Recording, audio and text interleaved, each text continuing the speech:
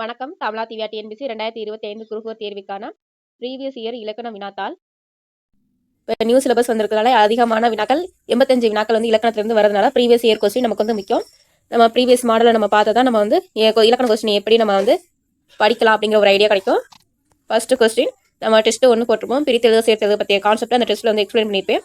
இப்போ first question எவன் + ஒருவன் என்பதை சேர்த்து எழுத கிடைக்கும்னு சொல்லணும்னு பார்த்தோம்னா மெய்யெழுத்தோ நிலைமொழியோட இறுதியில் மெய்யெழுத்து இருக்கணும். வறுமொழியில் உயிரெழுத்து இருந்தால் உடல் மேல் உயிர் வந்து ஒன்றுவது இயல்பே என்பதன்படி எவன் ஒருவன் என புணர்ந்தது. உயர்வு + அடைவோன் இதை எவ்வாறு சேர்த்து எழுதலாம் பார்த்தோம்னா உயர்வு அடைவத்தை வந்து இவ்வு கூட்டல் ஊன்னு பிரிச்சு எழுதலாம்.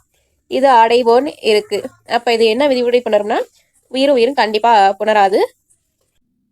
அதே மாதிரி இந்த வல்லினத்தோட இருக்கக்கூடிய குசுடு துபுரன்னு சொல்லுவாங்க குட்டி எழுதுறதுல அந்த 6 இடத்துல வரக்கூடிய குசுடு துபுரு வரல. இது வந்து உயர்வு அதிலிருந்து வரக்கூடிய உகரம் தான் வந்து இருக்கு. இப்போ உயிரும் சேராதனால ஒரு உயிர் வரின் உக்குரல் மெய் விட்டோடும்படி ஊ போயிடும். அப்போ உடல் மேல் உயிர் வந்து ஒன்றுவதே இயல்பை விதிப்படி உயர் ப இவ்வு கூட்டலா உயர் வடைவோ அப்படின்னு புணர்ந்திருக்கு. மூன்றாவதுனா வேதி உரங்களை என்ன சொல்லை பிரித்து எழுத கிடைப்பது. பிரித்து எப்படி எழுதுறாங்கன்னா வேதி + உரங்கள்னு பிரித்து எழுதுறோம். வேதி + உரங்கள் எவ்வாறு பிரித்து எழுதலாம்னா வேதி + உரங்கள்னு பிரித்து எழுதலாம். அப்படி பிரித்து எழுதும்போது தீயை வந்து இத்து + ஈன்னு பிரித்து எழுதலாம். ஈக்குவல் ஊன்னு வச்சுக்கோங்க. இப்போ இங்கேயும் உயிர் இருக்கு. இப்போ உயிரும் புணராது. அப்போ என்ன பண்ணணும்னா இங்கே வந்து இது வந்து வறுமொழின்னு சொல்லுவாங்க, இதை நிலைமொழின்னு சொல்லுவாங்க. வறுமொழி வந்து உயிரெழுத்தா இருந்து இந்த இடத்துல ஈ ஈ ஐ இந்த விதிப்படி புணர்ந்தால் இந்த எழுத்து வந்து இதுதானே நிலைமொழி. இந்த நிலைமொழியோட இறுதி எழுத்து இந்த 3 எழுத்துல ஏதாவது ஒன்று வந்தா யா வரும். அப்ப வந்து ஈங்கிற எழுத்து புணரும். உடம்புல சந்தி ஈ வரும். வேதி + ஈ + உரங்கள்னு வரும். சேர்த்து எழுதும்போது வேதி உரங்கள்னு புணரும். கண்டிப்பா புணர்ச்சி விதி தெரியணும். பிரித்து எழுதுகள எதிர்ச்சொல்னு பார்த்தோம்னா எழுதுங்கிற எதிர்ச்சொல் பார்த்தோம்னா அரிது. 5வது வினா சொல்லும் பொருளும் பொருந்தாத இணைன்னு பார்த்தோம்னா கொம்பு கிளை புலை துளை அசும்புனா நிலம் சரி காடுனா காடு வரும். இங்கே காட்சி கொடுத்துருக்காங்க. அடுத்து வந்து பொருந்தாத இணைன்னு பார்த்தோம்னா சுழினா நம்ம தலையில் உள்ள சுழின்னு சொல்லுவாங்க. புலைனா காது, சுட்டினா நெற்றி, கிணிங்கிறது காலில் அணியக்கூடியது. இது தவறு. 7வது வினா பொருந்தாத இணைன்னு கேட்குறாங்க.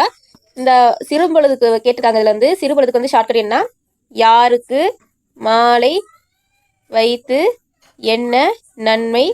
இது குறிஞ்சிக்கு உள்ளது. இது முல்லை, இது மருதம், இது நெய்தல், இது பாலை. அப்போ குறிஞ்சிக்கு வந்து யாமம் சிறுபொழுது சரி. அடுத்து வந்து முல்லைக்கு வந்து என்ன வரணும்னா மாலை வரணும். ஆனால் இங்கே ஏற்பாடு கொடுத்துருக்காங்க. அப்போ தவறு கண்டுபிடிச்சோமா. மருதத்துக்கு வைகரி சரி. நெய்தலுக்கு வந்து இங்கே நெய்தல் இல்லை, ஏற்பாடுன்னு வரும். நெய்தலுக்கு வந்து ஏற்பாடு வரும். பாலைக்கு வந்து நண்பகல் சரி. இந்த ஒரு ஷார்ட்கட் தெரிஞ்சால் கண்டிப்பாக ஒரு மார்க் நம்ம வாங்கிக்கலாம். 8வது வினா பொருந்தாத இணை காண்கன்னு சொல்லியிருக்காங்க. சாஸ்தினா மிகுதி சரி. விஸ்தாரம்னா பெரும் பரப்பு வரும். இது தவறு. பொக்கிசம் நம்ம செல்வத்தை வந்து பொக்கிசமாக தான் வச்சுக்கிறோம். நமஸ்காரம் வணக்கம். 9வதுனா வலுச்சொல் இல்லாத தொடரை எழுதுகன்னு சொல்லியிருக்காங்க. இது வந்து ஒருமை பன்மை பிழைன்னு சொல்லுவாங்க. அதை செய்தது நான் அல்லேன்.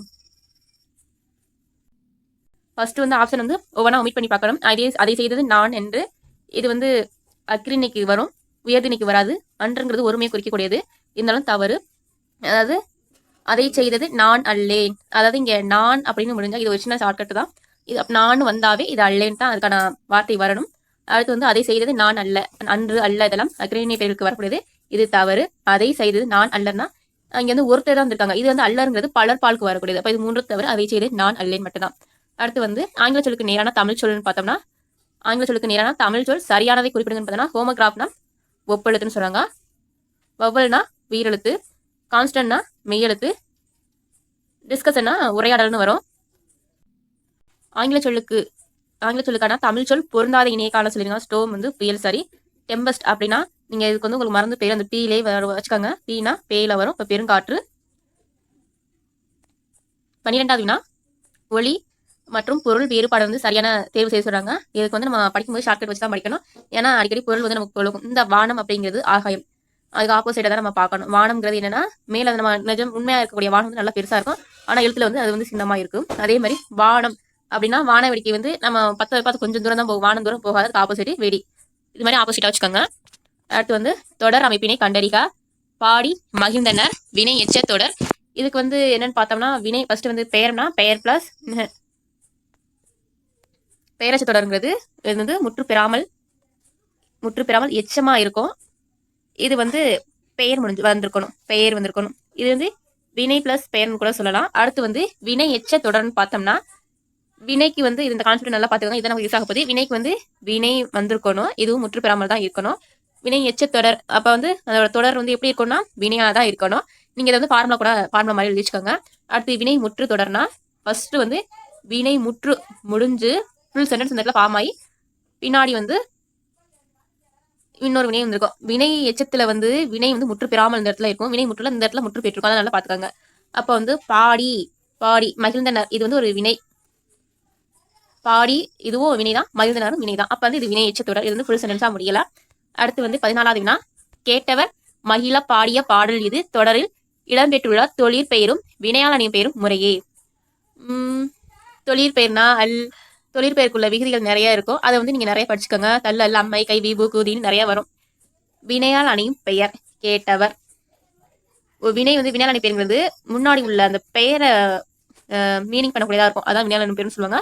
கேட்டவர் கேட்டான் அப்படின்னு கூட வரும். கேட்டவர் வினையால் அணி பெயர்னு சொல்லுவாங்க. இது பாடியங்கிறது பெயர். இது தவறு. பாடல் தொழிற்பெயர் கேட்டவர் வினையால் அணி பெயர்.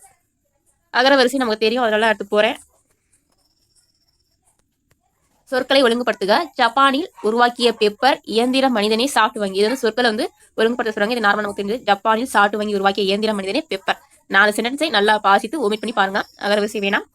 அடுத்து விடை வகையை சுட்டுக. நீ தேர்வு எழுதவில்லையா என்ற வினாவிற்கு கை வலிக்கிறது என்று கூறுவது உற்றது உரைத்தல். அதாவது நீ தேர்வு எழுதவில்லையா அப்படிங்கிற வினாவுக்கு வந்து தற்போது நமக்கு நிகழ்ந்ததை சொல்லக்கூடியதா உற்றது உரைத்தல். இந்த சமயத்துல உற்றது உரைத்தல்னு சொல்லுவாங்க.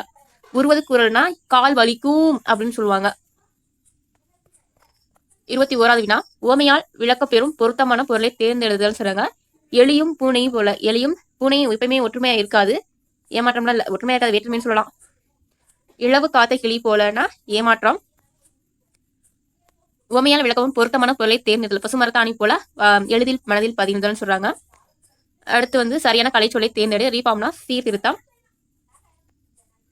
உனக்கு கதை எழுத தெரியுமா என்ற வினாவிற்கு கட்டுரை எழுத தெரியும். இது மாதிரி கதைக்கு கட்டுரை எழுத தெரியும். இனமான விடை கூறுவது இனமொழி விடைன்னு சொல்லுவாங்க.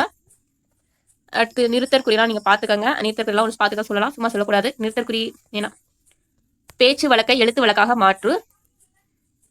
எனக்கு கூட உங்களை மாதிரி ஆடணும்னு ஆசை. எனக்கு கூட உங்களை போல் ஆட வேண்டும் என்று ஆசை. நம்ம வந்து எது போடலாம்? இல்ல இது மட்டும் தான் அந்த போல்ங்கிற மத்த எல்லாம் மாறி மீறிலாம் வந்திருக்கு. பேச்சு வழக்கை எழுத்து வழக்காக மாற்றோம். கொடுத்துடுங்கிறது கொடுத்து விடுன்னு சொல்றாங்க. அறநெறி சாரம் சரியான வினை சொல்ல தேர்ந்தன்னு சொல்றாங்க. அறநெறி சாரம் பாடல் எழுதியவர் யார்? நம்ம கொஸ்டின் கேட்கிறோம். எவ்வகை வினா என்பதை எழுதுக. மாணவரிடம் இந்த கவிதையின் பொருள் யாது என்று ஆசிரியர் மாணவரிடம் கேட்டல். அதாவது ஆசிரியருக்கு பொருள் தெரியும். அவங்க வந்து மாணவர்கிட்ட கேட்டாங்கன்னா அவங்க அறிந்த ஒன்றை மாணவர்கிட்ட கேட்கறாங்க. அறிவினான்னு சொல்றாங்க. 32வது வினா காட்சி பிளஸ் அழகு. இப்பதான் நம்ம வந்து ஃபர்ஸ்ட் பிரித்து எழுதுகளை நம்ம பார்த்தோம் ஸ்டார்டிங் மீடியில. இது வந்து காட்சி பிளஸ் அழகு. இந்த எப்ப வரும்னா இந்த இகர ஈற்று வரும்போது.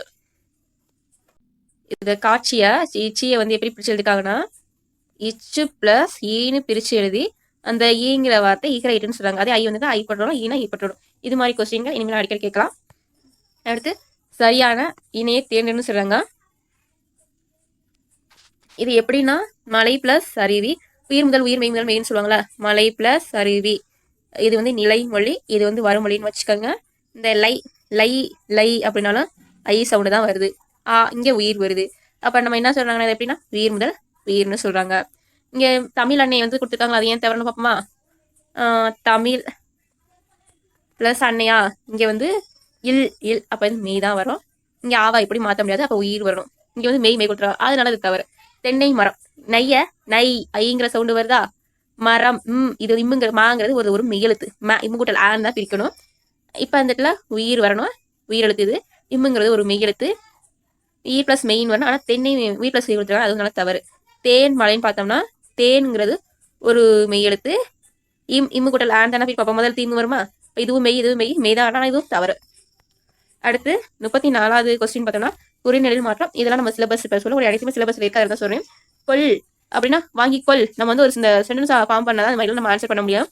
புறங்கூறல் கோல், கொள்ளுங்கிறது வாங்கிக்கொள், இந்த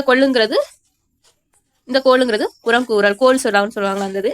அடுத்துன்னு பார்த்தோம்னா குறில் நெடுன்னு பார்த்தோம்னா குறில் நெடில் பிழையான சொல் இது க கா, இது வந்து க, இது கா, கி கி, கு கு, கே கே வரணும், அதனால தவறு. அடுத்து வேணாம், நமக்கு வேணாம், சிலபஸ்ல இருந்தால் பார்த்துக்கலாம். மயங்கொலி பிழைகள் கூற்று ந இவை 3 மயங்கொலி எழுத்துக்கள். சரி. காரணம் உச்சரிப்பில் சிறிதளவு மட்டுமே பொருள் வேறுபாடும் உடையது. சரி, ரெண்டுமே சரிதாப்பா. அடுத்து பார்த்தோம்னா கல்லாமை ஒழிக என்னும் பொருள் வரும் தொடர்ங்கிறது வாழ்க, வைதல், வேண்டுதல், இது மாதிரி இங்கே வரக்கூடியது வந்து விளைவு தொடரில் வருவது வந்து ஒன்று வாழ்த்துவாங்க, இல்லைன்னா வேண்டுவாங்க, இல்லைன்னா வைவாங்க, இந்த மாதிரி 4 சென்டென்ஸ் வரும்.